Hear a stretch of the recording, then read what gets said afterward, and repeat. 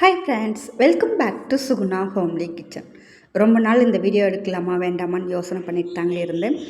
இது அந்த அளவுக்கு நல்லா இருக்குமா அப்படின்னு ஒரு டவுட்டில் தாங்க இந்த டீயை போட்டேன். எங்களுக்கு 2 நாளாக நல்ல மழை. சரி, இந்த நேரத்தில் இந்த மாதிரி ஒரு டீ குடித்தா நல்லாயிருக்குன்னு தோணுச்சுங்க. டேரெக்டாக எல்லாத்தையும் போட்டு நான் ஒட்டுக்கா போட்டு தாங்க கொதிக்க வச்சு குடிச்சிருக்கேன். சரி, இந்த தம் சாய் சொல்கிறாங்களே, இந்த மாதிரி குடிச்சு பார்ப்போம் அப்படின்னு தாங்க நினச்சிட்டு ஸ்டார்ட் பண்ணேன். போடுற வரைக்குமே எனக்கு ஒன்றும் பெருசாக தெரியலிங்க, நல்லா இருக்குமா நல்லா இருக்காதான்னுட்டு. ஆனால் உண்மையை சொல்கிறேங்க, நல்ல மழை நேரத்துக்கு ஒரு இளையராஜா சாங்கோட இந்த மாதிரி ஒரு தம் சாய் போட்டு குடிச்சு பாருங்கள், அவ்வளோ சூப்பராக இருக்குங்க. இதை அனுபவித்தா மட்டும்தாங்க புரியும். அதுக்கு ஒரு சின்ன பவுலில் கொஞ்சமாக தண்ணி சேர்த்துக்கலாங்க. அதுக்கு மேலே இந்த மாதிரி ஒரு துணி வச்சு லப்பர் பேண்டோ இல்லாட்டி நூலோ வச்சு கட்டிக்கோங்க.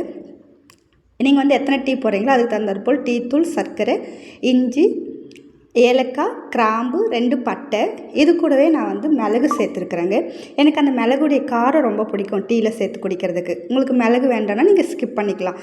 இது கொதிக்கும் போதே பார்த்தீங்கன்னாக்கா வீடே அப்படி ஒரு மணமாக இருக்குங்க. அந்த பட்டை, கிராம்பு, ஏலக்காவுடைய வாசனை சூப்பராக இருக்குங்க. பக்கத்துலேயே நமக்கு பால் நல்லா கொதிச்சிட்ருக்கு.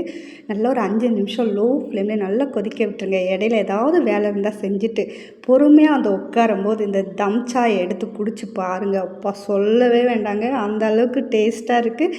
அதே மாதிரி தொண்டைக்கு அவ்வளோ இதமாக இருக்குங்க. எல்லாருமே இது ஓப்பன் பண்ணோடனே மேலே கொஞ்சமாக தண்ணி சேர்த்து புழிஞ்சு எடுப்பாங்க. நான் தண்ணி எதுவும் சேர்க்கலிங்க.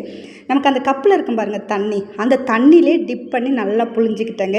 அப்படி பண்ணும்போது நமக்கு நல்லா டார்க்காக இருக்குது. மேலே தண்ணி ஊற்றணும்னா, சில் தண்ணி ஊற்றணும்னா எனக்கு என்னமோ இன்னும் கொஞ்சம் தண்ணி ஆன மாதிரி இருக்கும் அந்த டீ. அந்த தண்ணியிலே டிப் பண்ணி நல்லா புழிஞ்சு எடுத்துக்கிட்டேங்க. இதுவே பார்த்திங்கனாக்கா நல்லா ஸ்ட்ராங்காக தாங்க இருக்குது. இப்போ நம்ம கொதிக்கிற பால் இதை சேர்த்து சும்மா ஒரு 2 கொதி வர அளவுக்கு விட்டுக்கலாங்க. நல்லா ஹை ஃப்ளேமில் வச்சு நல்லா கொதிக்க வச்சு வடிகட்டிக்கலாங்க. வடிகட்ட கூட வேண்டாங்க, இதில் கொஞ்சம் பால் ஆடையெல்லாம் இருக்கும், அதனால் வடிகட்டி எடுத்துக்கலாங்க. ரொம்பவே டேஸ்ட்டாக இருக்குங்க. கண்டிப்பாக நீங்களும் ட்ரை பண்ணி பாருங்கள். நான் வேண்டாம்னு நினச்சிட்டே இருந்தேன், ட்ரை பண்ணி பார்த்தா ரொம்பவே சூப்பராக இருக்குது. கண்டிப்பாக நீங்களும் ட்ரை பண்ணி பாருங்கள். தேங்க்யூ.